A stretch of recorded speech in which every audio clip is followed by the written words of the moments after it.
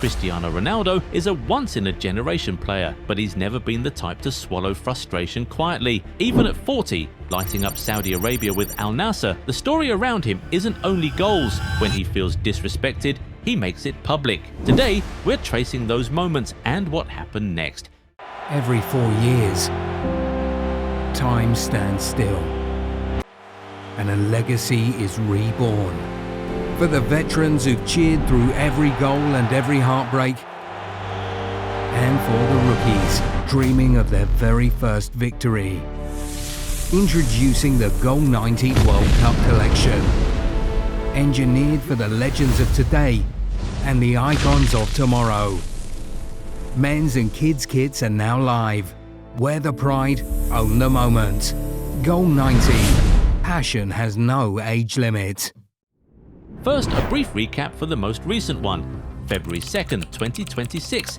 The team sheet drops and Cristiano Ronaldo is missing for Al-Nassr's league match against Al-Riyadh despite being fully fit. That's what made it explode. If a star sits out with a knock, the story dies in a medical report. But this wasn't framed that way. Fabrizio Romano reported that Ronaldo's absence was not related to any physical issue. Multiple outlets tied the situation to frustration over how the club is being backed and run under the Saudi Public Investment Fund structure. The reason that matters is simple. It isn't a normal ownership ecosystem. The PIF holds 75% stakes in 4 major clubs: Al-Hilal, Al-Nassr, Al-Ittihad, and Al-Ahli. So, when a player believes one contender is being strengthened more aggressively than another, it feels like the owners don't want him to win. Ronaldo has never won the league in Saudi before. This season is the closest they have come. Al-Nassr are 1 point behind Al-Hilal, and instead of being strengthened in January, it is Al-Hilal who are getting Benzema. That transfer was widely framed as a power move that tilts the race, and it was directly linked in reporting to the anger boiling around Ronaldo's absence. Suddenly, the story isn't just he missed a match, it becomes the face of the league is challenging the hierarchy behind the league. Even the result couldn't shrink it. Al-Nassr won without him, but that almost sharpened the message. This was never about needing him to beat Al-Riyadh. It was about forcing an answer. Who actually holds the authority here? The club, the structure above the club, or the superstar the project can't afford to sideline? The early signs. But if you think the Al-Nassr protest is some late career personality shift, it isn't. Long before Ronaldo ever withheld himself from a match, he'd already shown the same instinct in a different form. If he felt cornered, he would push the issue into the open and force everyone to react. You can trace that back to his first peak at Manchester United. In 2008, he wanted the move to Real Madrid, and instead of killing the noise became the tactic. The saga got so public that FIFA President Sepp Blatter stepped in with the infamous modern slavery framing about clubs holding players against their wishes. And Ronaldo publicly agreed with the basic point in a TV interview. Whatever you think of the language, the key detail is strategic. At 23, he had already learned that public pressure can do what private requests can't. Then in 2012 at Real Madrid, you see the next evolution. He doesn't need to threaten a transfer to create leverage. He scores twice, refuses to celebrate, and then tells the media he's sad for professional reasons and that people inside the club know why, while refusing to explain further. That is a masterclass in controlled ambiguity. He's not making an accusation you can fact-check on the spot. He's creating discomfort inside the boardroom, in the dressing room, and among fans, without giving the club a clean narrative to shut it down. 2 days later, he tries to steer the conversation by insisting the sadness is not about the money, specifically pushing back against the obvious interpretation that he was angling for a bigger deal. But by then, the point has already landed. He's willing to turn internal dissatisfaction into public turbulence. And by the later Madrid years, the respect theme starts blending with salary and status in the reporting. Spanish outlets linked his frustration to wanting a pay rise that would put him at or above the top of the market, explicitly in the territory set by Lionel Messi and Neymar. Whether every figure was accurate is almost secondary to the pattern. When he believed the club wasn't matching his status,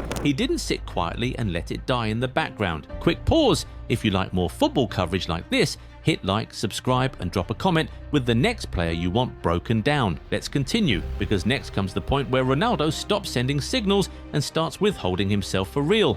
Juventus exit. August 2021 is where the withholding himself pattern becomes literal, not symbolic. Juventus open the Serie A season away at Udinese Calcio, and Ronaldo starts on the bench.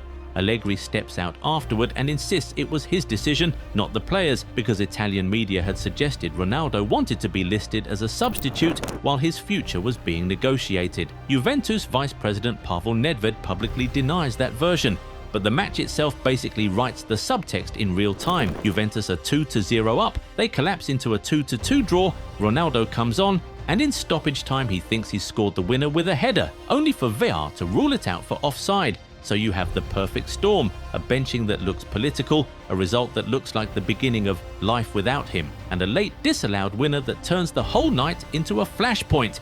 Then, the transfer saga accelerates fast. Within days, multiple outlets report Manchester City FC are exploring the deal, with talks and a potential bid discussed after meetings involving his agent. And this is where availability becomes the message. A player doesn't have to announce a boycott for everyone to understand what's happening. He just has to stop behaving like the next match matters. That leads directly to Allegri's most decisive press conference line of the entire episode. He says Ronaldo told him he no longer intends to play for Juventus, and that's why he won't be called up, and he hadn't trained the day before. That's the pivot from rumor to reality. It's not just a transfer chase anymore, it's a hard separation. Second exit from United.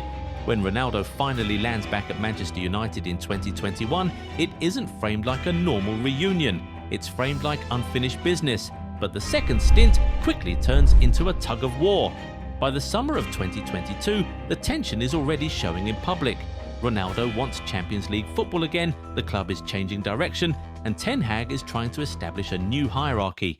Even before the Tottenham flashpoint, there's a small moment that tells you how brittle it's getting. During pre-season, Ronaldo plays in the friendly against Rayo Vallecano and then leaves Old Trafford before full-time. Ten Hag calls it unacceptable and makes the point that a team is a team. You stay until the end. It's not a suspension, not a ban, but it's an early warning that discipline is now part of the story. Then October 2022 turns that slow tension into a headline. United are winning against Tottenham, Ronaldo is on the bench again, and late in the match he's told to come on. He refuses, and he walks down the tunnel before the final whistle. Ten Hag confirms it afterward. Yes, he refused to come on as a substitute. The club reacts like a club protecting authority. Ronaldo is dropped from the next squad and separated from the group, and the message is clear. No player, no matter the name, sets the rules. But Ronaldo doesn't treat it like a simple disciplinary issue. He treats it like disrespect. Weeks later, the Piers Morgan interview detonates the relationship in public.